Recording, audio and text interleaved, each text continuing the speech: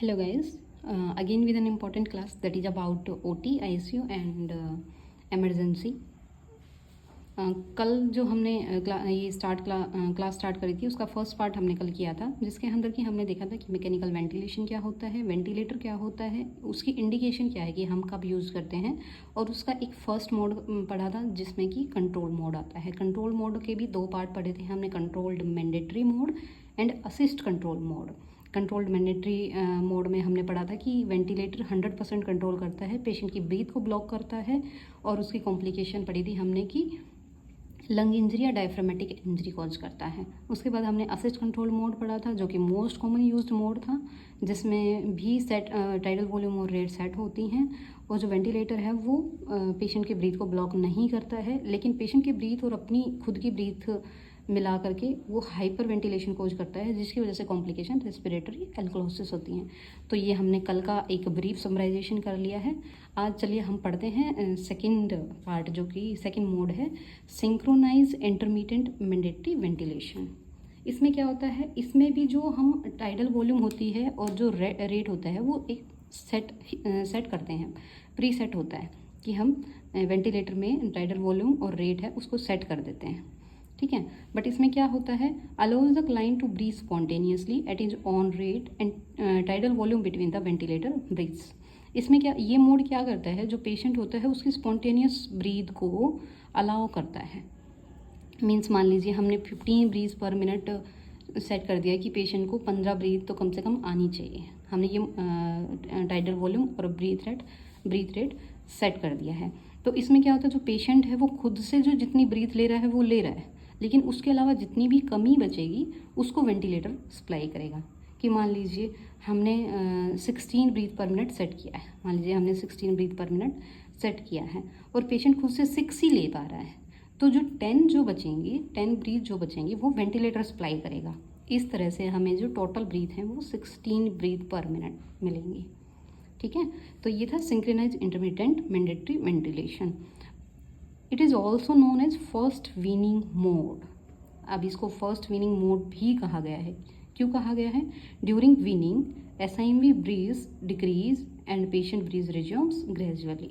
Weaning क्या होता है, weaning means transfer from ventilator support to non ventilator support. Weaning का मतलब क्या होता है, जब पेशेंट वेंटिलेटर पे होता है और उसके बाद जब वो प्रोग्रेस उसकी हेल्थ अच्छी होने लगती है, वो ब्रीथ करने लगता है, धीरे धीरे वेंटिलेटर से नॉन वेंटिलेटर स्टेट में आने लगता है, तो उसी को वीनिंग कहते हैं।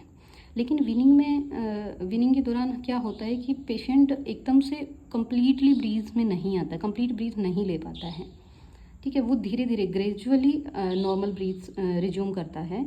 इसलिए हम एसआईएमवी जो मोड होता है उसको कैसे यूज करते हैं कि जितनी पेशेंट ले पा रहा है उतनी ठीक है, लेकिन जितनी कम बचेंगी वो ये मोड सप्लाई करेगा, और धीरे धीरे पेशेंट की ब्रीथ बढ़ती जाती हैं, वो नॉर्मली जो प्रोसेस होता है उसको रिज्यूम कर लेता है, और हम जो एसआईएमवी मोड है उसको हटा देते हैं। इस तरह से एसआईएमवी के थ्रू हम पेशेंट को जो ग्रेजुअली रिज्यूम करता है अपनी नॉर्मल ब्रीथ वहाँ तक लेके जा सकते हैं। इसीलिए इस मोड को फर्स्ट वीनिंग मोड भी कहा गया है। तो ये था सेकेंड मोड, जिसमें कि टाइडल वॉल्यूम और रेट सेट होती है और ये स्पॉन्टेनियस ब्रीथ को अलाउ करता है। इसको फर्स्ट वीनिंग मोड भी कहा गया है, ठीक है। अब आते हैं स्पोर्ट मोड पे, जो कि लास्ट है और थर्ड मोड है। स्पोर्ट मोड में क्या होता है, this mode does not ventilate the patient, it only support in ventilation and patient have to breathe by self. Means ये जो मोड होता है ये वेंटिलेट नहीं करता पेशेंट को, ये ओनली सपोर्ट करता है वेंटिलेशन में, और पेशेंट को खुद ही ब्रीथ करना होता है। इसका मतलब क्या है कि मान लीजिए पेशेंट ब्रीथ कर रहा है अच्छे से, ठीक है, लेकिन वो कभी कभी बीच में ब्रीथ नहीं कर पाता है, ठीक है। मान लीजिए वो 15 मेंटेन कर रहा है, 15 ब्रीथ पर मिनट मेंटेन कर रहा है, लेकिन बीच में वो मेंटेन नहीं कर पा रहा है, नहीं ले पा रहा है, तो उस टाइम पे ये मोड सपोर्ट करेगा, ठीक है। इसमें क्या होता है, अब जैसे मान लीजिए हमारा पेशेंट 12 में से 12 ब्रीथ ले सकता है, बट हो सकता है उसे कभी में से सपोर्ट की ज़रूरत पड़े, तो ये मोड क्या करता है कि एल्वियोलाई में एक पॉजिटिव प्रेशर बना के रखता है, और उसमें थोड़ा प्रेशर रहेगा तो पेशेंट को ब्रीथ करने में ईजीनेस रहेगी। मीन्स क्या होता है कि मान लीजिए जो एल्विलाई होती है, एक रेजिडुअल वॉल्यूम हमेशा नीचे रहता है, ठीक है, एक रेजिडुअल वॉल्यूम हमेशा नीचे रहता है। जब हम वेंटिलेट करते हैं पेशेंट को, जैसे ही पेशेंट प्रोग्रेस कर जाता है और नॉर्मली 12 ब्रीथ करने लग जाता है, या मीन्स नॉर्मल ब्रीथ करने लग जाता है, लेकिन वो अभी कम्प्लीटली हील नहीं हुआ है, उसे एक सपोर्ट की ज़रूरत रहती है, और वो सपोर्ट हम इस सपोर्ट मोड से देते हैं। मीन्स हम जो एल्वेलाई होते हैं, जो लंग्स होते हैं, उसमें एक थोड़ा सा पॉजिटिव प्रेशर बना के रखते हैं, ताकि पेशेंट को ज़्यादा एफर्ट ना लगाना पड़े और ब्रीथ करने में ईजीनेस रहे। इसमें हम 2 मोड पढ़ते हैं, CPAP और BiPAP। CPAP और BiPAP दोनों ही एक तरह से एक ही मोड है, बस डिफरेंस इतना है कि CPAP है वो ट्यूब से अटैच करके दिया जाता है, मीन्स इन्वेजिव वेंटिलेशन में यूज़ किया जाता है, और जो BiPAP है वो आउटसोर्स यूज़ किया जाता है, नॉन इन्वेजिव यूज़ किया जाता है। CPAP में क्या होता है, in this positive pressure is provide through out the entire respiratory cycle, means complete respiratory cycle के दौरान पॉजिटिव प्रेशर जो है वो प्रोवाइड किया जाता है। ये क्या करता है, keep alveoli open during inspiration and prevent alveolar collapse.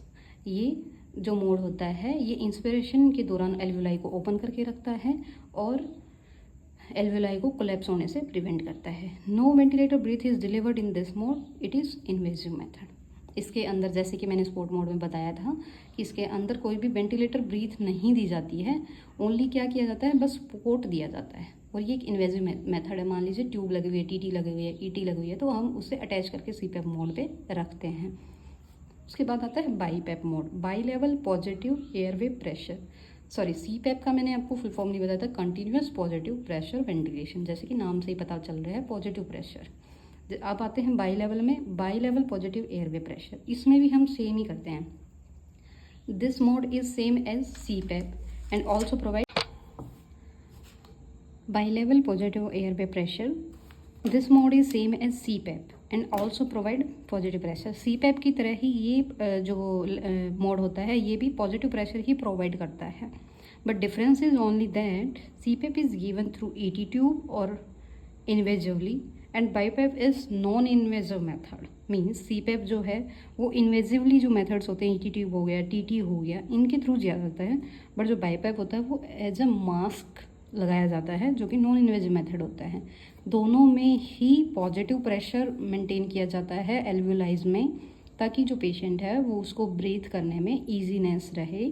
इसी को स्पोर्ट मोड बोला गया है, जिसमें कि हमने 2 चीज़ें पढ़ी, CPAP एंड BiPAP। CPAP जो कि हम इन्वेजिव मेथड में यूज करते हैं, BiPAP जो कि हम नॉन इन्वेजिव मेथड में यूज करते हैं। तो ये था आज हमारा कि वेंटिलेटर के मोड्स कौन कौन से होते हैं। आगे भी हम वेंटिलेटर के बारे में पढ़ेंगे, जो कि हम नेक्स्ट फर्दर पार्ट में करेंगे। आज के लिए इतना ही, थैंक यू।